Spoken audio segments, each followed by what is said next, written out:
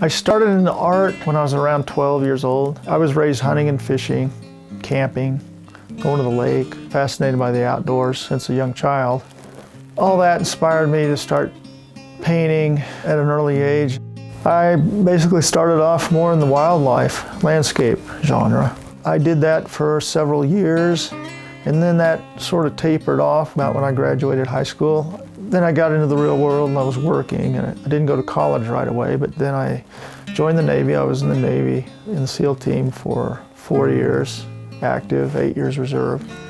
And when I got out, I traveled around the country in my pickup, basically just camping in the pickup, hiking, taking a lot of pictures, visiting museums, visiting galleries, kind of re-examined my interest in art, because a lot of that inspired me to start thinking about that again.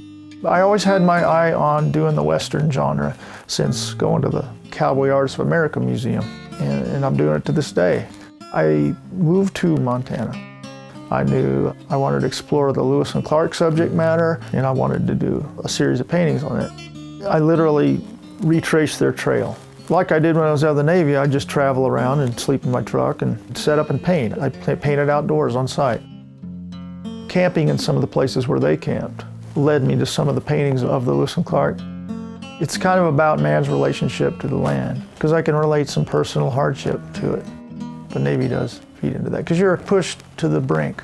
You're up against yourself in that situation. Do I keep going? Do I quit? Those people were pushed to the brink, so in that way I think, yes, it helps maybe kind of relate with that man against nature.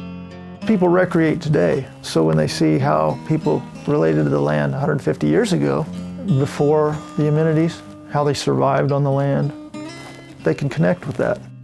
And pioneer women are a big part of my genre, or what I paint.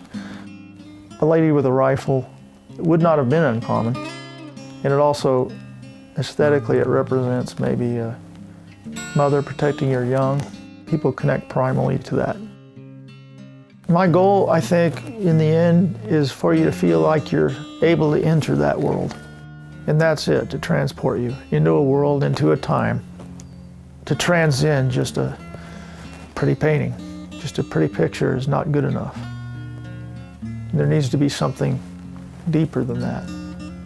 It's like a good film. It needs to have layers to it. If you feel like you're there, then I've succeeded. If not, then I haven't.